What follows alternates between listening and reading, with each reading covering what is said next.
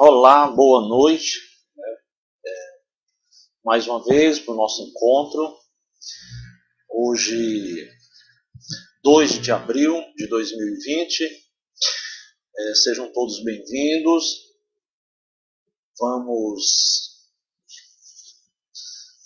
hoje trazer como um material de apoio um livro da Amália Domingos Soler, muito interessante, 15 vidas passadas, né? Aí sai ao contrário, na câmera, para vocês do Facebook, né?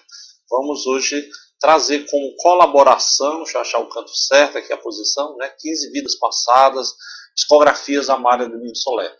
E vamos abrir antes mesmo da leitura do Evangelho propriamente dito, uma abertura do capítulo intitulado Recém-nascido, sem braços e sem pernas. É o capítulo 3, né? Um pouco dramático, mas é uma história interessante que vai tornar esse nosso encontro de hoje bem diferente dos anteriores.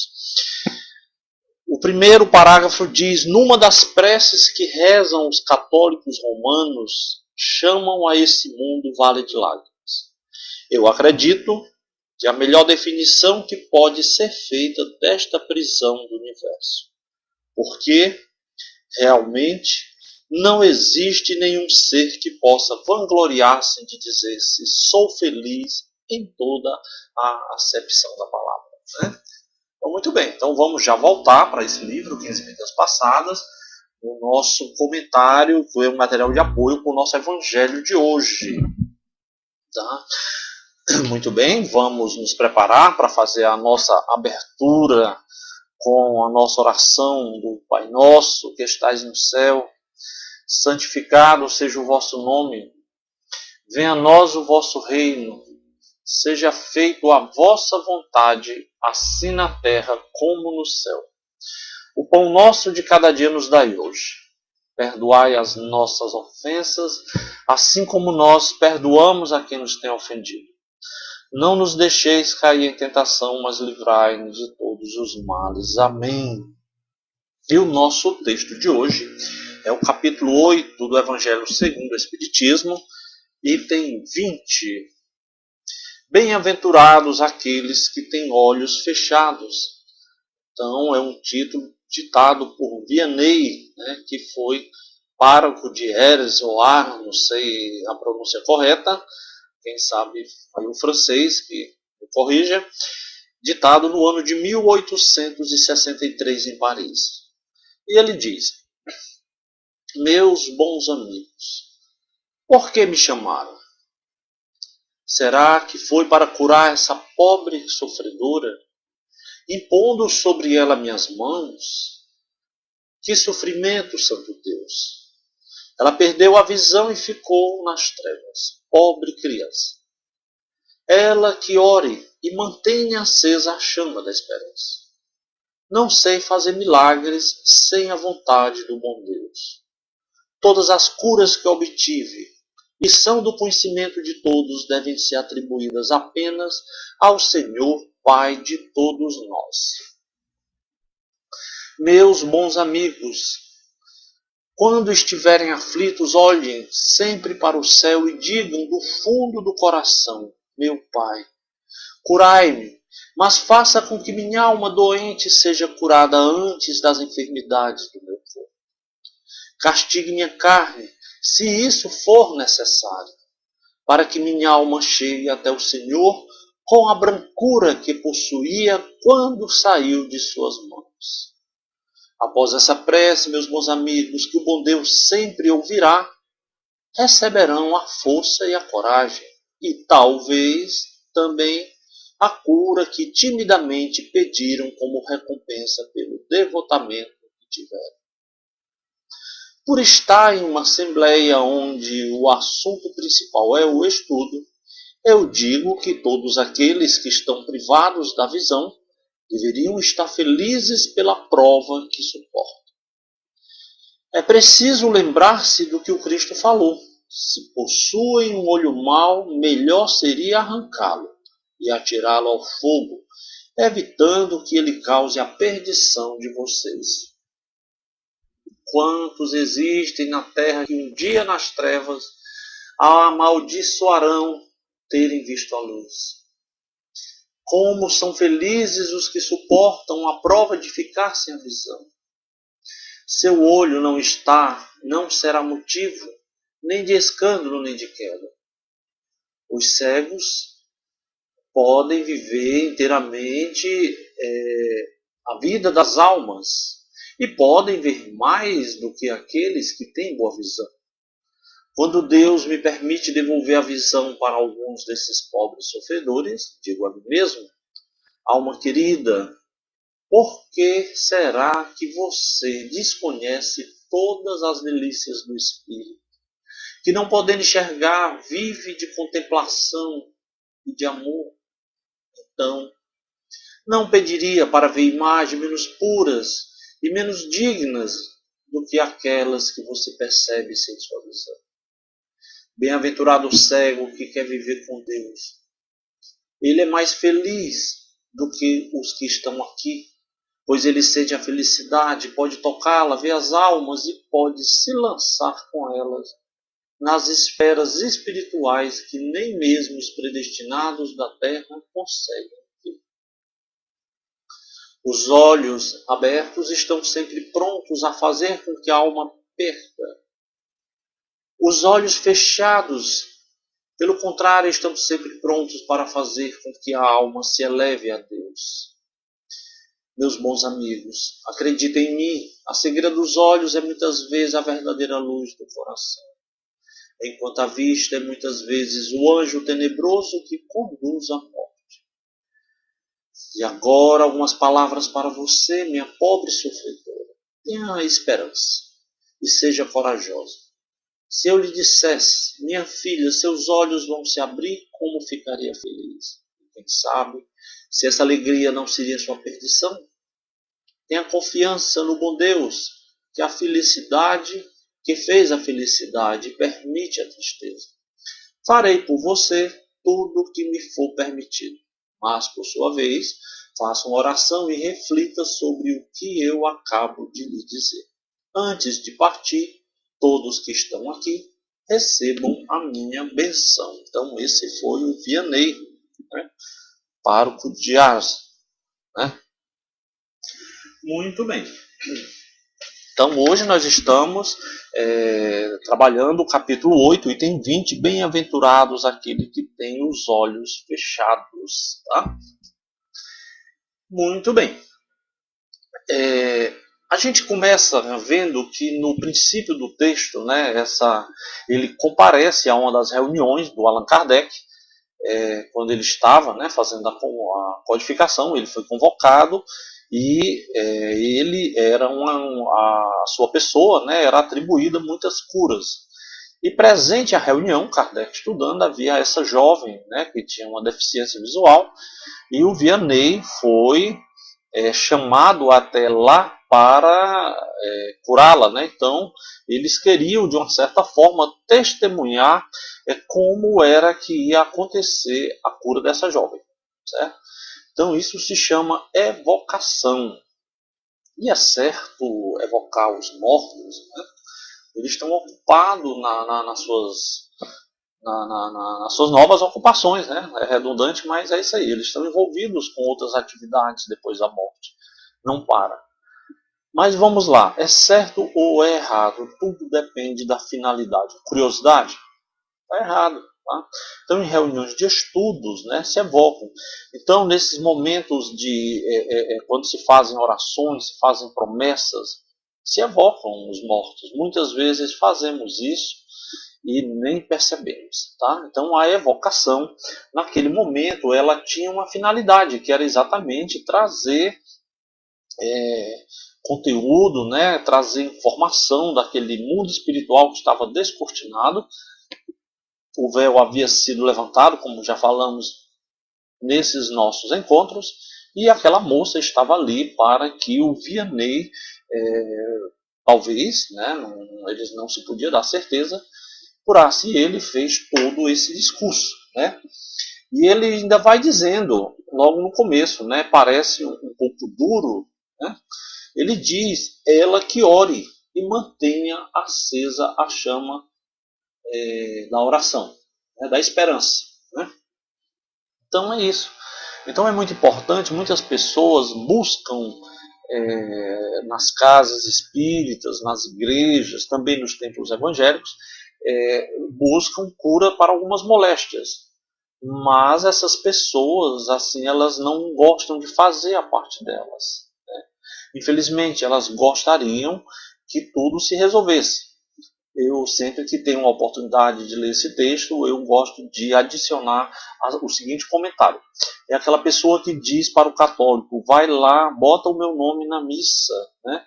Então, vai o outro passando para o centro espírita e diz, olha, dá para tu levar teu nome para estar lá naquela tua religião, lá se dá certas coisas para mim, sendo meio embarreirada, né? Uma palavra que passou a ser usada também aqui no Ceará, do linguajar paulista, do interior paulista, e também o evangélico, para levar para o pastor, manda ele orar por mim. Né?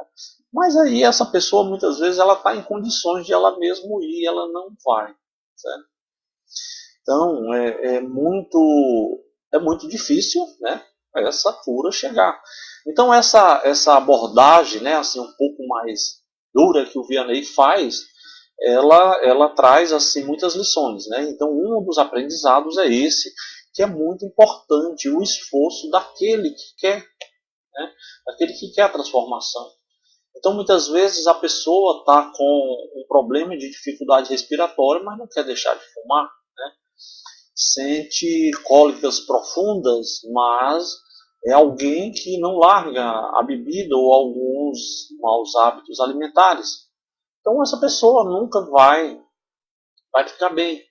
Então é alguém que relata que na sua casa ela vive severas perturbações, mas é alguém que não faz uma oração, não pratica, aliás, não, é uma pessoa que não frequenta, né, a palavra que eu queria era essa, uma instituição religiosa onde ela pudesse, né, desenvolver a sua religiosidade, a sua espiritualidade. Então, como Vianney disse, é ela que ore e mantenha acesa a chama da esperança. Muito bem, e ele diz que as curas as quais são atribuídas a ele, né, todas, né, são atribuídas verdadeiramente ao Senhor, Deus, Pai de todos. Né? Então, o próprio Jesus gostava de dizer, a tua fé te curou. Tá? Então, essa compreensão, né, é muito importante, principalmente para nós que somos espíritas, porque muitas vezes as pessoas jogam em nós alguma expectativa. E às vezes nós somos mal interpretados por isso. Então nós não temos o poder de curar ninguém. O próprio Jesus dizia, foi a tua fé que te curou. Então muitas pessoas vão em algumas casas espíritas, quando tem determinados trabalhos, perguntam se hoje é o dia de cura. Né? Eu digo, não, lamento. Se você veio, nem nós aqui conseguimos, que já trabalhamos, nos curar. Então quem somos nós para querer curar os outros? Então tem um personagem muito conhecido, né, dos primórdios do espiritismo no Brasil, do século passado, o Peixotinho. Né? Então o Peixotinho ele é muito associado aos trabalhos de cura. E juntava muita gente, né, para receber a cura dele. Eu nunca ouvi nada que abalasse a credibilidade do Peixotinho. E num determinado momento, né, aquela multidão, era dia de sábado, se eu não me engano, que ele atendia, o Peixotinho chegou, né, e disse para todos que naquele dia, né, não iam haver curas. Então aquela multidão vinha de longe e ficou estarrecida, né, com aquela reflexão dele, com aquela notícia que eles não esperavam. E aí ele explicou por que o Espírito não veio. Então, ele era apenas um instrumento. Né? Então, era o Espírito que vinha e que praticava as curas que eram atribuídas a ele. Então, um homem extremamente honesto. Então, assim o Vianney também fez, ele atribuía tudo isso à graça de Deus.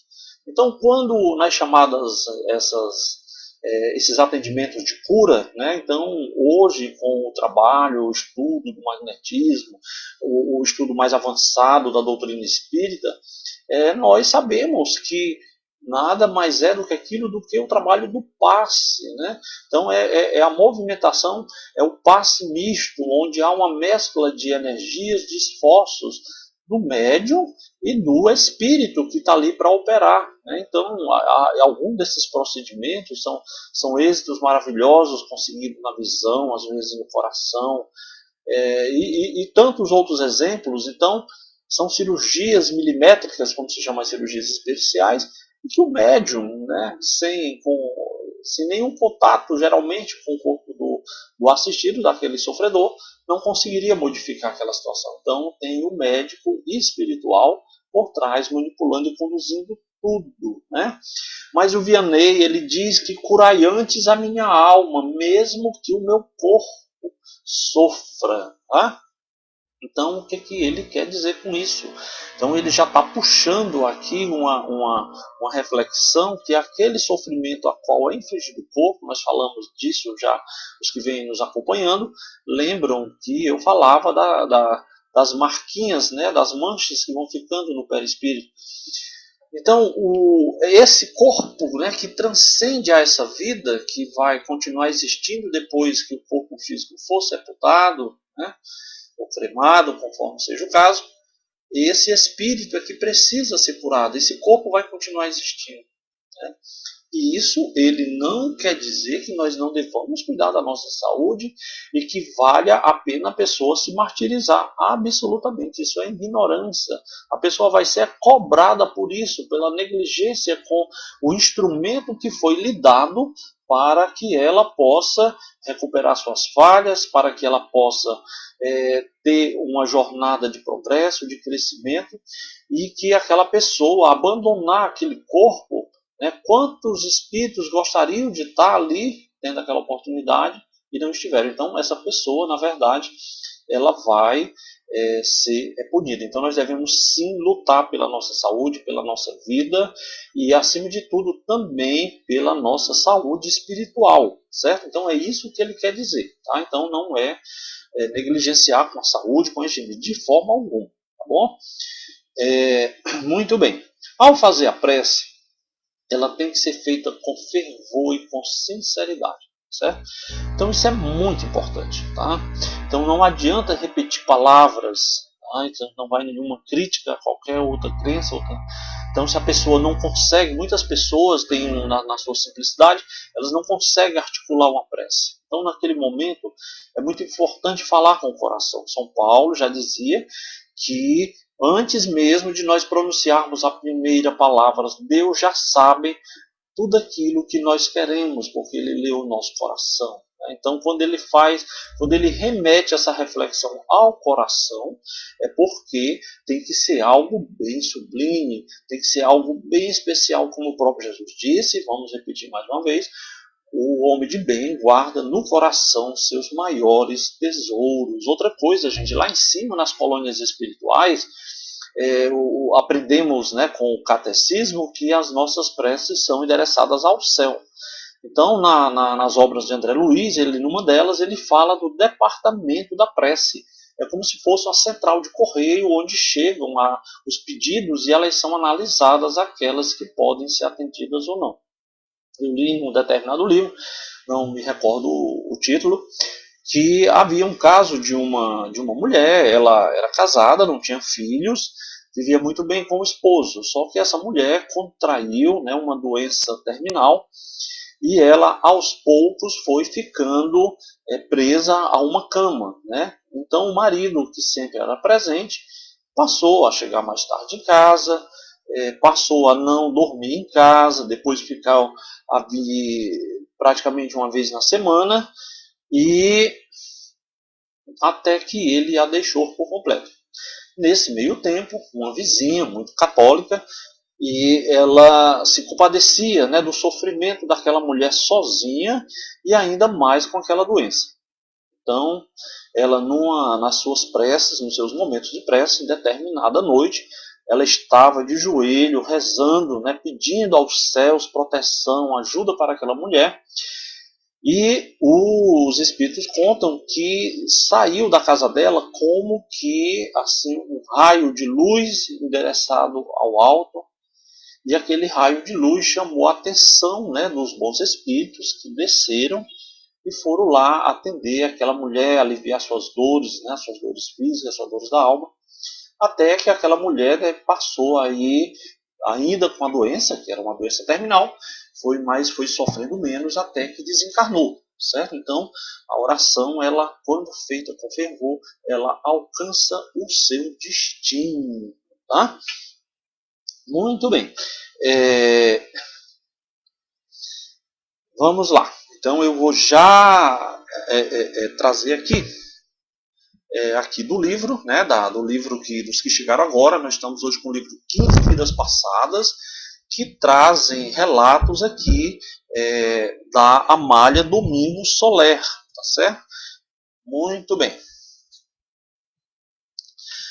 Ela, nesse livro, né, ela conta casos de pessoas que tiveram uma encarnação difícil e ela foi consultar os espíritos que a assessoram o caso de cada um deles, tá? Então, o que é que se referia? Por que aquela pessoa passava por isso? E o nosso caso de hoje é um caso de uma criança que nasceu sem os braços, né? Sem as pernas. E vamos ao relato. Então, um casal jovem, né? Fizeram um casamento todo preparado, né? A mulher engravidou e fizeram aquele enxoval com muito carinho, né?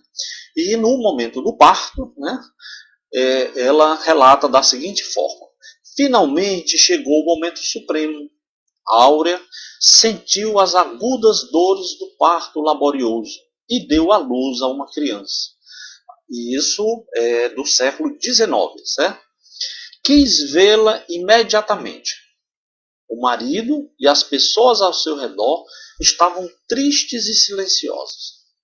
Parecia que não a ouviam, entreolhavam-se e cochichavam, até que Áurea gritou, alarmadíssima, né? Vocês não estão me ouvindo? Quero abraçar meu filho. Ele está morto por acaso? Então a mãe, achando surpresa toda aquela situação, era aquele pai, ainda não tinha um tempo, né? As mulheres tinham os partos em casa. E aí, né? Não. Aí o marido dela responde, não, mas... Aí ela pergunta, mas o quê? O que aconteceu? Aí ele responde, é que a criança não tem braços nem pernas. Aí ela responde, que importa? Ficará mais tempo em meus braços, respondeu Áurea, abraçando seu filho com uma ânsia delirante. O amor de mãe, nessas horas, é imbatível. O neném era belíssimo, branco como a neve, com olhos azuis e cabelos loiros abundantes, e seus grandes olhos de um olhar muito expressivo. Quando eu conheci o menino, ele devia ter 8 ou 10 meses e realmente era belíssimo. Então a Amália, ela coletava histórias nos jornais, né? Ela na Espanha, em Barcelona, e ela também pessoas que ela encontrava e ela procurava compreender a origem espiritual das dificuldades daquelas pessoas, né? Aí ela complementa que a mãe era louca por ele e seu pai também. Mas quando sua esposa estava fora do alcance de sua voz, o pai dizia com profunda amargura, né? Como é injusto, meu Deus, se meu filho vivesse em um lar rico onde pudesse dar-lhe todos os cuidados, mas eu sou tão pobre. Então, nessa hora, o pai ele não estava rejeitando a condição do filho, né? Ele rejeitava as dificuldades que ele teria para criar esse filho. O espírito que atende a Amália, né, dando a explicação do porquê daquela situação com aquela criança, vai logo dizendo, pelo fruto conhecereis a árvore. Dizia Jesus, pois cada ser humano que você vê, carregado de privações desde o momento do nascimento, pode deduzir-se sem a menor dúvida. que de tudo que lhe falta é porque abusou nas suas encarnações anteriores. E aí vamos voltar para o Evangelho, né? Então, limitações geralmente são para o espírito, né, uma bênção, uma oportunidade de recuperação, né? Alguns consideram isso uma punição, né? Mas não deixa de ser, né, uma forma que a espiritualidade encontra para reconduzir aquela pessoa ao bom caminho. Tá? Então, no livro Memórias do Suicida tem uma passagem clássica, né, da Ivone do Amaral Pereira, onde o espírito, né, que o homem enciumado, ele estrangulou a mulher, agarrou sua garganta, né, e até sufocou, né? Então ele achava que a mulher o traía. Depois que ele percebeu, ele descobriu que ela era inocente, né, com muito remorso, ele se mata. E aí, depois de sofrer muito no umbral, ele já numa colônia espiritual, muitos anos depois, ele já prestes a reencarnar, né, os braços dele começam a desaparecer. Né? Então, ele diz que ele não se acha digno de ter mãos por conta da loucura que ele cometeu com elas na última existência. Então é assim que essas limitações vão acontecendo. Mas vamos voltar para a história, né? A falta de membros tão necessários, esse garoto nasceu sem os pés e as mãos, nem tinha pernas, nem braços, né? Nem mãos, nem pés, é evidente. Destaca uma crueldade sem limite e um desejo de fazer o mal impossíveis de descrever. Alguns instintos tão perversos atestam o prazer de fazer o mal pelo próprio mal. Coitado daquele que nasce sem pernas, sem braços, né? Então, ele diz ainda que essa pessoa poderia ter usado, né, as mãos para assinar sentenças de morte, realizar assassinatos, né, e as pernas para fazer tantas outras coisas que o pudessem levar até aqueles locais de causas de sofrimento. Então, o Espírito diz ainda que não há necessidade de particularizar a história desse ou daquele. Todos os que ingressam na Terra sem um corpo robusto e bem equilibrado são os réus condenados à prisão perpétua, que vêm cumprir a pena porque não há nenhum recurso contra a sentença que o mesmo assina no transcurso da sua vida. Então, quer dizer, o que ele chama de prisão perpétua é essa oportunidade, né, que o Espírito tem, né, de vir na Terra fazer essa reparação. Então, a própria pessoa, né, é quem escolhe essa situação. Bom, e o que eu tenho mais aqui para dizer para vocês, né? Vou encerrar com o verso do livro, tá? Na contracapa, ela diz o seguinte, que será possível encontrarmos a causa dos sofrimentos atuais em outras vidas? Fica a pergunta. Poderia a reencarnação explicar por que nascem pessoas cegas, aleijadas, órfãos e abandonadas? Qual seria a justificativa para a exploração cruel de alguns seres? Qual o motivo de haver crianças assassinas ou famílias infelizes? Então, meus amigos, ficam para todos vocês essas reflexões importantes da Amália Domingos Soler. Então, ela é muito conhecida no mundo de língua espanhola, pouco no Brasil, mas é uma médium maravilhosa que escreve também maravilhosamente bem. Né? Porque ela nasceu em 1839, já desencarnou, mas quando desencarna não deixa de ser médium, certo? Então vamos aqui encerrar, desejando muita luz, muita paz para todos, né, muita felicidade. Mais uma vez, obrigado pela companhia que eu tenho tido de vocês, tá? Eu não sei, aqui no caso, o Facebook ele tem um atraso com relação ao Instagram e eu encerro, e aí uma pessoa me falou que quando eu parava a transmissão no Facebook, cortava antes do fim, né? Depois eu vou ver o vídeo e está tudo inteirinho, mas o que é que eu vou fazer hoje? Eu vou encerrar no Instagram e vai ficar aqui aberto no YouTube, né? No YouTube não, no Facebook, para que caso isso venha prejudicando alguém, que essa pessoa não se prejudique, tá bom? Mas vamos lá, vamos encerrar o nosso encontro de hoje, maravilhoso, com o Pai Nosso que estás no céu. Santificado seja o vosso nome, venha a nós o vosso reino, seja feita a vossa vontade, assim na terra como no céu.